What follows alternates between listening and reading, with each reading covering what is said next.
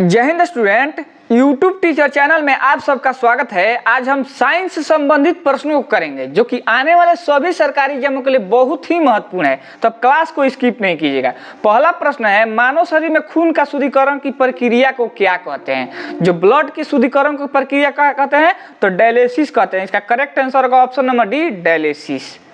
Next, रक्त में लाल रंग निम्न में से किसके कारण से होता है? जो लाल रंग है वो किसके कारण से होता है? तो हेमोग्लोबिन के कारण से होता है। इसका करेक्ट आंसर होगा option number D, haemoglobin.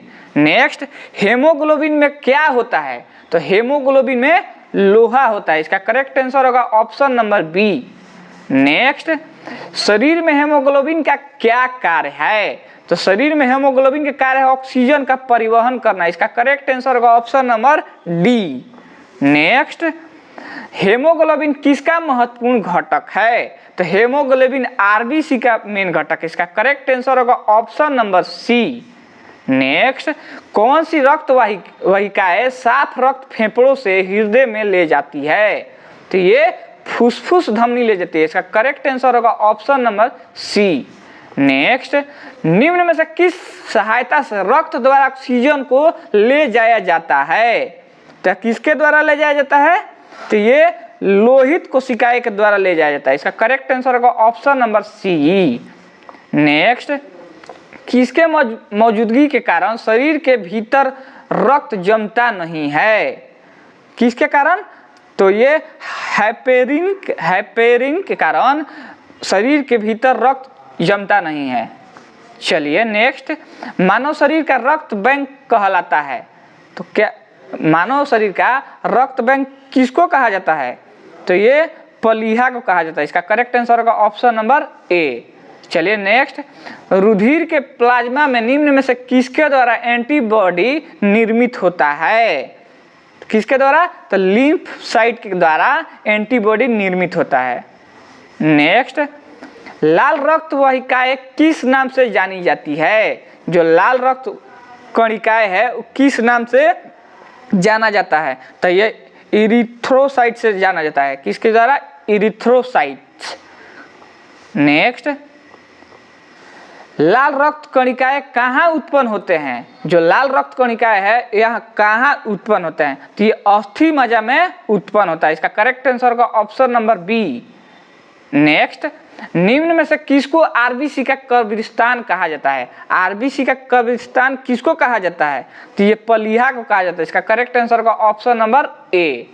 Next, निम्न की लाल रक्त कोशिकाओं का जीवन काल कितने दिन का होता है? तो लाल रक्त कोशिकाओं का 120 दिन का होता है। इसका करेक्ट आंसर होगा ऑप्शन नंबर बी। अगर व्हाइट ब्लड सेल का पूछता तो उसका 20 डे होता है। चलिए नेक्स्ट प्रश्न है, सर्वप्रथम रक्त परिसंचरण तंत्र का अध्ययन किसने किया था? प्रथम परिसंचरण तंत्र का अध्ययन किसने किया था? तो ये हार्वे जी ने किया था। Option number B. Next, pacemaker का संबंध किससे होता है? तो पेसमेकर का संबंध हृदय से होता है। इसका करेक्ट आंसर होगा option number C. Next, pacemaker का संबंध किससे होता है? तो ये दिल की धड़कन को प्रारंभ करता है। इसका करेक्ट आंसर होगा ऑप्शन नंबर बी। पीछे वाला प्रश्न में क्या था कि पेसमेकर का संबंध किससे होता है? तो हृदय का। लेकिन वहीं इसका कार्य क्या होता है? तो इसका कार्य होता है दिल की धड़कन को प्रारंभ करता है। क्या करता है? दिल को धड़कन को प्रारंभ करता है। इसका करेक्ट आंसर होगा ऑप्शन नंबर बी। चलिए नेक्स्ट प्रश्न को देखते हैं, गति प्रेरक किससे संबंधित है? जो गति प्रेरक है वो किससे संबंधित है? तो ये भी हृदय से संबंधित है। इसका करेक्ट आंसर होगा ऑप्शन नंबर डी।